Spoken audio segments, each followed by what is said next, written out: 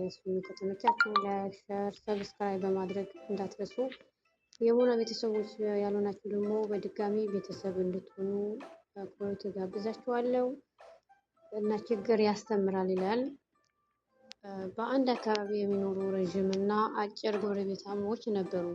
ረዥሙ ስራ የማይወድ ቀኑ ሙሉ የሚተኛና በየመንገዱ እየዞረ ገንዘብ የሚለምን ሰነፍ ነበር። ጤነኛ ሆኖ መስራት እየቻለ በመለመኑና በስንፍናው የተነሳ ከሰው መግባባት ሳይችል ቀረ። አጭሩ ደግሞ በጣም ብርቱ ስራ የሚወድ ነበር።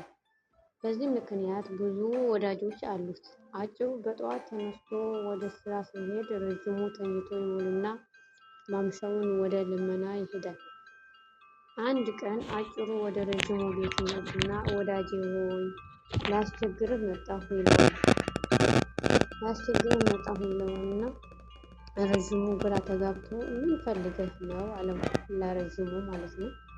ረዥሙ ለአጭሩ ይላል የቤቴ ጣሪያ ያፈሰሰብኝ ተቸገርኩኝ እና መጥተህ የሚያፈሰውን ቀዳዳዎችን በምስጥ መጥፈኛ እንድደፍንልኝ ነው ይለዋል። ረዥሙ እያቅማማ መሰላል የለህም አለው ለአጭሩ ማለት ነው። አለኝ አለ አጭሩ። ታዲያ መሰላል ካለ እኔ ምን እሰራልሃለሁ? እኔም ብሆን መሰላሉን ተጠቅሜ ነው ልረዳህ የምችለው አለው። አጭሩም ልክ ነህ፣ ግን መሰላሌ አጭር በመሆኔ መሰላል ብጠቀም እንኳን ጣራው ጋር መድረስ አልችልም አለው ለረዥሙ ሰውየው አለው። አይ ይቅርታ ልረዳህ አልችልም ደክሞኛል አለው። አጭሩ ላይረዳው ይህን ያህል ስላስለፈለፈው እያዘነ ወጥቶ ሄደ። ጓደኛዎቹ ጠርቶ አንድ አፍታ ሰሩለት። ለአጭሩም ረዥሙ እኔ ላግዝህ አልችልም ብሎ አላገጠበት። በሌላ ጊዜ ረዥሙ ሰው ለምኖ አምጥቶ ቤቱ ያቆየውን ምግብ ሲበላ በጠና ታመመ። ማንም ሰው ወደ ቤቱ ስለማይመጣ መታመሙን ማንም ማወቅ አልቻለም ነበር። ረዥሙን የታመመው ህመሙን እየጠናበት ሄደ። አንድ ቀን ማታ ሲብስበት ጎረቤቱን መጣራት ጀመረ። አጭሩ ሰውዬም በሚጠራው ደካማ ድምፅ ተደናቅፎ ሲሮጥ ሄደ። ሲገባም ባየው ነገር ደነገጠ። ረዥሙ ሰው የሚለውን ሳይጠብቅ ጎረቤቶቹን ሊጠራ ሲሮጥ ሄደ። ከጎረቤቱ ጋር በመሆን ወደ ሐኪም ቤት ጋር ወሰዱት። የሕክምናውን ወጪ ተጋግዘው ከፈሉለት። የታመመው ረዥሙ ነው ማለት ነው። እንዴት እንደሆነ ያው ምሳሌው ልነግራችሁ ነው። የተደረገለትን ሁሉ ያስተዋለው ረዥሙ ሰው በጣም አፈረ።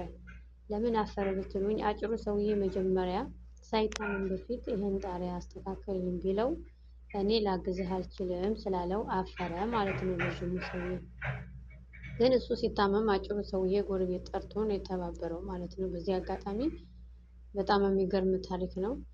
ካፈረ ከዛ ካለ ሰው መኖር ከባድ መሆኑን ተረዳ ረዥሙ ማለት ነው። ወደ ቤቱ ሲመለስ መጀመሪያ አጭሩን ሰው ይቅርታ ጠየቀው፣ ለአጭሩ ሰውዬ ማለት ነው። በመቀጠልም አጭሩ ሰውዬ ረዥሙን ሰውዬ አብሮት እንዲሰራ አደረገ። ስራ ስለማይወድ ስራ እንዲያስለምደው አብሮት እንዲሰራ ካደረገ በኋላ የረዥሙ ሰውዬ ስንፍና ማስተዋል ቀላል ባይሆንም በጊዜ ሂደት ግን ጎበዝ ሆነ። ብዙ ወዳጅም አፈራ። ያ መጀመሪያ ስራ የማይወዱ ሰውዬ ረዥሙ። ይሄ ሁላ ያገዘው ማን ነው? አጭሩ ነው ማለት ነው። አጭሩ ምንም ያን ጊዜ አልረዳኸኝም ብሎ ምንም አላለውም። በተቻለው አቅም እሱ ሲታመም የቆየ ምግብ ሲበላ አረዳው ማለት ነው። ከዛ በኋላ ያ ረዥሙ ሰውዬ ያንን እያስታወሰ አፈረ እና በዛ ሰዓት ያው አጭሩ ገብቶታል። ከዛ በኋላ ደግሞ በህመሙ ከተሻለው በኋላ ስራ እንዲሰራ ወሰነ ማለት ነው። አጭሩ ስራ በጣም ይወዳል። ረዥሙ ግን ጤና እያለው ወጥቶ ይለምናል ማለት ነው። ስንቶቻችን ጤና አጥተን እንዴት በሰራሁ እንዴት አድርጌ ባመጣሁ ሚሉ አሉ ቤት ውስጥ ቁጭ ብሎ ማለት ነው። ይሄ ግን ጤና ሰጥቶት ራሱ አይ ይሄንን ላግዝህ አልችልም አለው ለአጭሩ ማለት ነው። እና እኔ ምንም አይደርስብኝም ምንም ነገር በቃ እኔ እሱ ስላላገዝኩት ምናምን ምንም አልሆንም ለምኝም ብበላ እኖራለሁ የሚሉ ብዙ ሰዎች አሉ። እንደዛ ደግሞ መሆን የለበትም። እኛ ጤና እስከሰጠን ድረስ ሰርተን ለፍተን ጥረን ግረን መብላት ነው ያለብን እንጂ የልመና ነገር አያምርም ማለት ነው። ለወደፊትስ አሁንስ በልቶ ይበላል ይጠጣል። ለወደፊት ቤተሰብ የሚባል ነገር አለ። ያ በቆየ ቁጥር ሚስት ምን ብዙ ነገራቶች አሉ። ብዙ ማቴሪያል ያስፈልጋል። አንድ ሰው በጊዜ ሂደት ይለወጣል። እና አቅማችን በቻለውን አቅም ሰው ብንረዳ ምንም የሚጎዳን ነገር የለም ማለት ነው። እና እላችኋለሁ የዛሬ ርዕስ ይሄ ይመስላል እላችኋለሁ።